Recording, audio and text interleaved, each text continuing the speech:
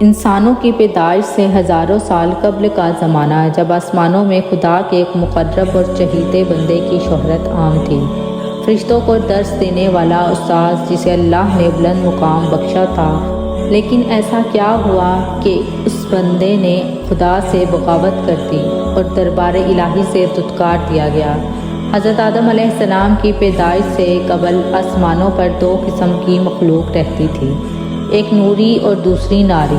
نوری مخلوق نور سے پیدا کیے گئے تھے، جسے ملائکہ یا فرشتہ کہا جاتا ہے۔ یہ دن رات عبادت الہی میں مصروف رہا کرتے تھے، اور ان کے یہاں نہ عورتیں ہوتی تھیں اور نہ ہی ان کی نسل چلتی تھی۔ دوسری مخلوق ناری یعنی جنات تھے، جو آگ سے پیدا کیے گئے تھے۔ ان کی عورتیں بھی ہوتی تھیں اور ان کی نسل بھی خوب پھلتی پھولتی تھی۔ خدا نے انہیں اپنی حمد و ستائش کرنے کے لیے بنایا تھا۔ یہ سب اللہ کے آسمانی لشکر تھے۔ وہ اس مقصد کے لیے بنائے گئے تھے تاکہ اپنے خالق و مالک کو جانیں، اس سے شادمان ہوں، ہمیشہ تک اس کی خدمت اور عبادت کریں۔ ایک مسلمان کے ایمان بالغیب کا تقاضا یہ ہے کہ وہ ان تمام مخلوقات کے بارے میں جو کچھ قرآن و حدیث سے ثابت ہے، اس پر بلا کسی کمی و بیشی اور شک کے ایمان لائے۔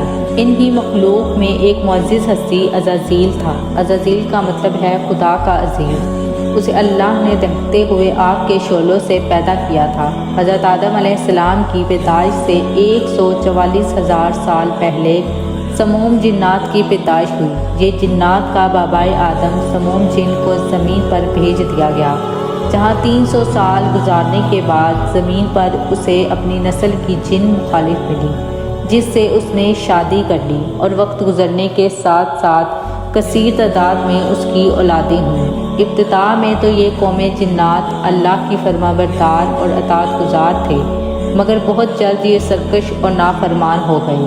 جب ان کی بدعمالیوں کی حد پار ہو گئی تو کثیر تعداد میں جنات نے موت کا ذائقہ چکھا اور وہ مر گئے۔ اس دوران جو نیک جنات تھے وہ باقی بچ گئے اور ان کی نسل آگے بڑھی۔ انہیں جناتوں میں ایک مشہور جنات جن چلیپا تھا۔ چلیپا کا چہرہ ببر شیر جیسا تھا۔ چلیپا نہایت ہی قداور اور بہادر جن تھا۔ اس کی بیوی کا نام تبلیس تھا، جس کا چہرہ بھیڑیے کی مادہ کی طرح تھا۔ وہ اپنے شوہر کی طرح دلیر اور طاقتور جن تھی۔ اس کی تمام قوم پر اس نے اپنی دھاک بٹھا رکھی تھی، اور قوم کا بچہ بچہ چلیپا کا احترام کیا کرتا تھا۔ ان کے یہاں ایک بچے کی پیدائش ہوئی جس کا نام عزازیل تھا۔ عزازیل بھی اپنی ماں اور باپ دونوں کی خصوصیات شامل تھیں، یعنی وہ نہایت ہی سرکش، مکار، بہادر اور طاقتور تھا۔ روایتوں کے مطابق قوم جنات کو دنیا میں بسایا گیا، اور یہ حضرت آدم علیہ السلام کی پیدائش سے 50,000 سال قبل کا زمانہ تھا۔ بہت جلد یہ جنات سرکش ہو گئے اور خدا کے نافرمان بن گئے۔ جب جھگڑے اور فساد سے زمین لرزا اٹھی تو آسمان سے فرشتوں کو حکم دیا گیا کہ جاؤ اور اس سرکش جنوں کو مار ڈالو۔ لہٰذا اس کائنات میں پہلی خون ریز جنگ ہوئی، جس میں عزازیل کے والدین یعنی چلیپا اور تبلیس نے بڑی بہادری سے جنگ کی، لیکن فرشتے ان پر غالب آ گئے۔ فرشتوں کا وار ان جناتوں پر اس طرح پڑتا کہ وہ اشک کھا کر گر پڑتے۔ اسی جنگ کے دوران عزازیل کے والدین مار دیے گئے، اور قوم جنات کے سرکش جنوں کو قیدی بنا لیا گیا۔ ان قیدیوں میں شہزادہ عزازیل بھی تھا۔ فرشتے جب اسے بارگاہ الہی میں لائے تو ان کو حکم ہوا کہ عزازیل کی بہترین تربیت کرو۔ چنانچہ فرشتوں نے عزازیل کی تربیت بہترین انداز سے کی۔ عبادت، ریاضت کے طریقے اور آداب سکھائے گئے۔ اس طرح وہ بہت جلد اللہ کا مقرب ترین بندہ بن گیا۔ ایک وقت ایسا آیا کہ عزازیل اللہ کا سب سے چہیتا، عبادت گزار، ریاضت کرنے والا اور زاہد بندہ تھا، جس میں اس کا کوئی ثانی نہ تھا۔ حکمت و دانشوری میں اسے کمال حاصل تھا۔ عزازیل اپنی عبادت و ریاضت کی وجہ سے اس درجہ تک پہنچ چکا تھا کہ اسے فرشتوں کا معلم مقرر کر دیا گیا، اور آسمان والے اسے عابد کہہ کر پکارنے لگے۔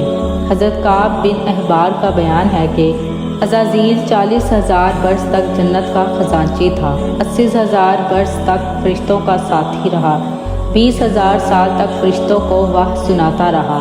جس ممبر پر بیٹھ کر عزازیل فرشتوں کو درس دیا کرتا تھا، اسی ممبر کے نیچے حضرت جبرائیل علیہ السلام میکائیل علیہ السلام، اسرافیل علیہ السلام اور اسرائیل علیہ السلام بیٹھ کر اس کی درس و تدریس سنا کرتے تھے، لیکن اللہ کو بخوبی اندازہ تھا کہ یہ اصل میں لین ہے اور ایک معین مدت کے بعد ذلیل و خوار ہوگا اور اپنے انجام سے غافل اس عزازیل کا خاتمہ کفر کی حالت میں ہوگا۔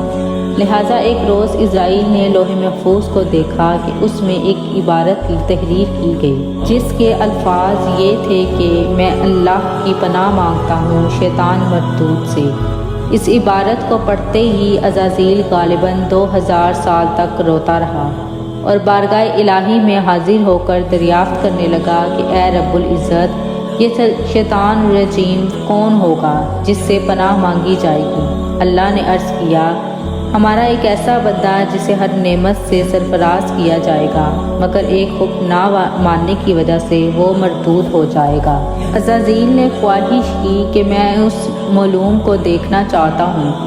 اس پر اللہ کی جانب سے عرض کیا گیا کہ تو جلد اسے دیکھے گا۔ عزازیل ہر لمحے اس سوچ میں غمگین رہتا تھا کہ آخر وہ معلوم کون ہوگا جو اللہ کا حکم ماننے سے انکار کرنے کی جرت کرے گا۔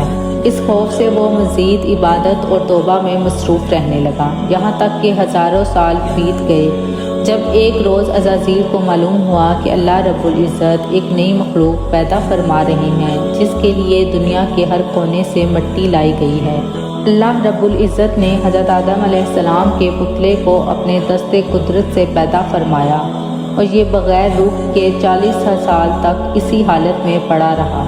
فرشتے جب اس کے پاس سے گزرتے تو گھبرا جاتے، ان میں سب سے زیادہ ابلیس گھبراتا تھا۔ یہ اس کے پاس سے گزرتا تو اسے مارتا، جس کی وجہ سے جسم سے ایسی آواز نکلتی جیسے کھنکھناتی مٹی کے ڈھلیکری سے نکلتی ہے۔ اور پھر وہ دن بھی آ گیا جب اللہ رب العزت نے فرشتوں سے فرمایا کہ زمین پر اپنا ایک نائب بنانے لگا ہوں، وہ زمین پر میرے احکام کو نافذ کروائے گا۔ فرشتوں نے عرض کیا، اے پاک پروردگار، یہ زمین پر فساد برپا کرے گا اور یہ آپس میں خون ریزی کرے گے، جبکہ ہم تو دن رات آپ کی تسبیح کرتے ہیں اور آپ کی پاکی بیان کرتے ہیں۔ اس پر اللہ نے فرمایا، جو کچھ میں جانتا ہوں وہ تم نہیں جانتے۔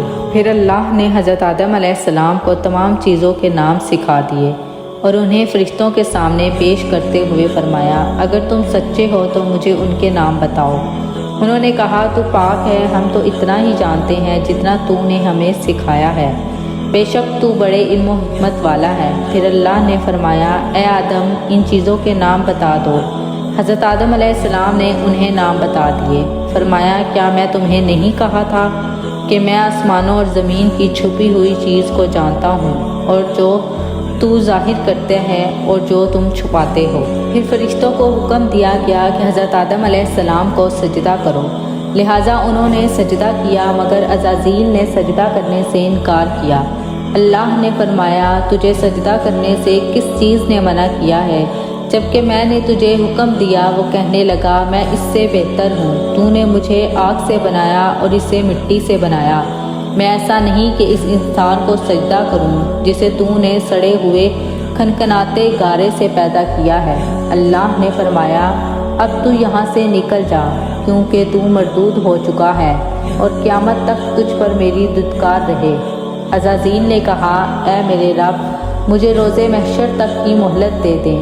فرمایا، جا، میں نے تجھے متعین وقت کے دن تک مہلت دے دی۔ اس نے کہا، مجھے تیری عزت کی قسم، میں ان سب کو بھڑکاؤں گا، ان پر حملہ کروں گا، ان کے آگے سے بھی اور پیچھے سے بھی، ان کے دائیں جانب سے بھی اور بائیں جانب سے بھی، اور آپ ان میں سے اکثر کو شکر گزار نہیں پائیں گے۔ اللہ نے فرمایا، یہاں سے ذلیل و خوار ہو کر نکل جا، ان میں سے جو شخص تیرا کہنا مانے گا میں ان سب سے جہنم کو بھر دوں گا۔ اور یوں بارگاہ خداوندی سے دھتکارے جانے کے بعد عزازیل ابلیس بن گیا۔ اپنے غرور و تکبر اور رونیت کی بنا پر اس کے ہزاروں سال کی عبادت و ریاضت ضائع ہو گئی اور اس کو عرش سے فرش تک پٹک دیا۔